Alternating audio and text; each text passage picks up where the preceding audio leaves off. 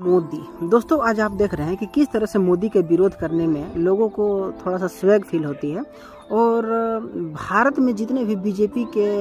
विपक्ष में खड़े लोग हैं, जितने भी विपक्ष में खड़े जो नेता हैं, उन लोगों के द्वारा आप देख रहे हैं कि किस तरह से सिर्फ मोदी की बुराई की जा रही है। लेकिन सबसे दिलचस्प की बात यह है कि अभी आपने देखा कि मोदी का जो दौरा है वो विदेशों में चल रही है, जिसमें आपने देखा कि किस तरह से वहाँ के राष्ट्राध्यक्षों के साथ, किस तरह से वहाँ के बड़े बड़े नेताओं के साथ उनका मिलन हो रहा है, और किस तरह से सारे के सारे वहाँ के जो टेक्नोलॉजी और किस प्रकार से देश की बड़ाई, देश का भलाई करना है, किस तरह से देश को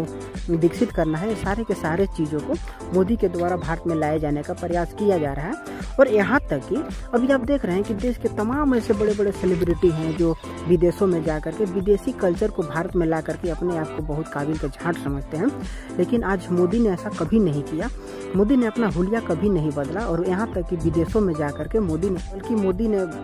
बाहर जा करके, भारत से बाहर जा करके, विदेशों में जा करके भारत की संस्कृति को दिखाया। तथा आपने देखा कि किस तरह से वहाँ के तमाम ऐसे जो सेलिब्रिटी हैं, तमाम ऐसे राष्ट्राध्यक्ष हैं जो लोग थोड़ा सा उनसे छोटे उम्र के हैं, तो वो लोग उनके साथ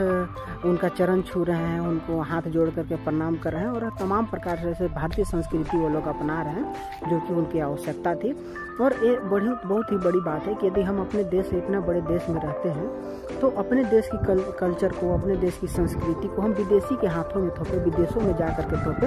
ऐसा नहीं कि हम बाहर से जो कल्चर है, विदेशी कल्चर है, वो आकर के भारत में दिखाएं, तो हमारे लिए बहुत बड़ी बात नहीं है। जो बेशर्म विपक्ष है, वो तमाम ऐसे विपक्ष जो कि बीजेपी का विरोध करती है, नरेंद्र मोदी का विरोध करती है, और अलग अलग तरीके से